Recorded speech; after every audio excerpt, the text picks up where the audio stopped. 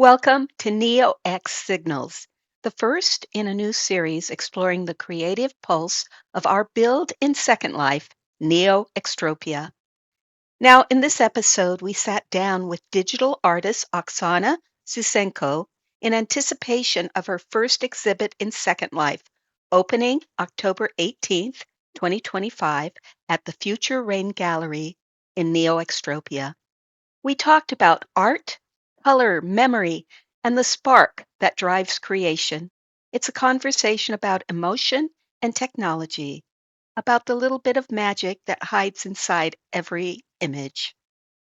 Today, we're going to break down what makes a digital artist tick by looking at just one single candid conversation. We're going to uncover what it really takes to create from a little spark in your childhood all the way to the complex battles inside your own head that fuel the final image.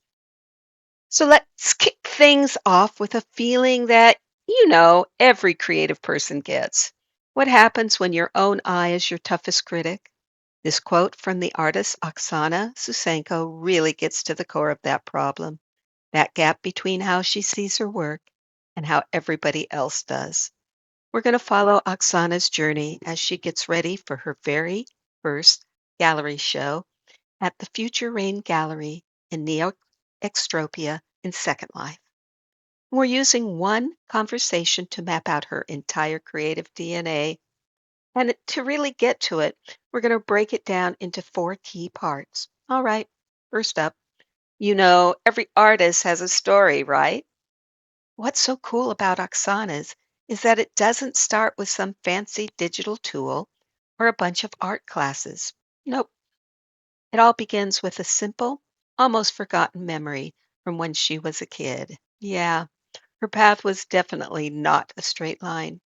I mean, she jumped on Flickr back in '08 just to have a place to dump her pictures, not because she thought of herself as an artist. But the real seed of her creativity was planted way, way earlier, all from one kind of magical moment with a Polaroid camera. She talks about watching those old Polaroids develop, right in front of her eyes. And to her, it was just pure magic. It wasn't just about snapping the photo, it was the whole process. She was fascinated by how the colors would get all blown out, giving it this unique, dreamy vibe. And this is the real kicker. Years and years later, she has this realization that as a digital artist, she's been subconsciously chasing that exact same feeling this whole time, just using modern tools to try and capture the magic of those old developing photos. Okay, so now we get to the why behind her art, the whole magic feeling. So let's dig into the how, the actual tools she used to make that vision happen. And believe me, the struggles she had to go there weren't pretty. You know how it is. Her creativity was getting totally blocked by the very tools that were supposed to be helping her. She called stuff like Photoshop an epic hurdle. It wasn't until she stumbled on a simpler, more intuitive program that everything just clicked into place. I think the lesson here is so powerful, right? For her, it wasn't about being a master of the most complicated software out there. It's about finding a tool that just got out of the way, one that let her focus on creating the art instead of just fighting with the software. So once she had the right tool, she could really start playing around.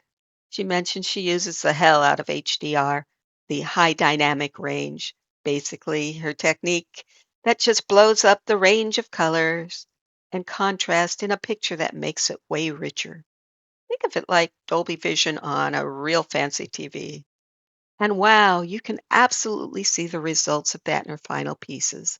Like I said to her during our interview, her photos have this incredible depth, even the black and white ones, that just stops them from ever looking flat.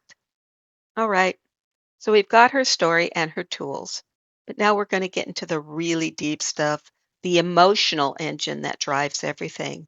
This is where we find the soul of her work. See, for Oksana, art isn't just something she makes, it's super personal. She says it's very therapeutic, and that's where, well, there's just no way to keep her emotions out of it. It's how she processes everything she's feeling. And her process is wild. It's totally wrapped up in music. It's a simple four-step thing. It kicks off with a mood. She finds one perfect song to match that mood, and then she puts the one song on repeat for the entire time she's creating, just letting it fuel the final image. And a lot of this comes from growing up watching music videos on MTV back in the 80s. She just loved the idea of telling a visual story that fit into a song. So that's what she does now in her own work. She tries to give a whole new visual life to a song story. Just stop and think about how profound that is. When she says the music is more important than the pictures, she's not kidding. The final image is there to serve the song. The music isn't just background noise, it is the absolute heart and soul of the piece. That brings us to our final piece of the puzzle, and maybe the most complicated part of any artist, the mindset. This is where you see this crazy mix of incredible talent, a ton of self doubt, and this fierce streak of defiance. Oksana says she is always, and I mean totally surprised when people actually like her work. She's got a lot of self doubt and is always the first one to point out what she thinks are flaws in every single thing she makes. And the reply from Miss Grace just nails the whole creative paradox, doesn't it? While Oksana's looking at her work under a microscope, finding all these tiny little mistakes, the rest of us, we're not seeing that at all. We just see the beautiful, finished piece. You know, she figured this out from a past life as a musician. She'd finish a set thinking her drumming was just horrendous, but then the audience would be telling her how great it was. And that taught her something huge. If you mess up, just keep going. Don't stop, because odds are nobody's even going to notice. But where did that defiant attitude come from? Well, it was born out of pure frustration. Early in her journey, she asked another artist for some advice and basically got blown off, told to just go watch a YouTube video. So annoyed, she decided, fine, I'll figure it out myself. Or, as she puts it so perfectly, out of pure spite, she just fucked around until she found out. So, Oksana's story really shows up about creativity isn't just one thing. It's this messy, amazing mix of childhood magic, finding the right tools, pure emotion, and that constant fight between doubt and defiance. That kind of thing leaves us with just one question to think about for all of us. What magic from your past is waiting to inspire you? That was a look at the highlights from my conversation with Oksana Susenko as she prepares for her debut exhibition at Future Rain Gallery in NeoExtropia.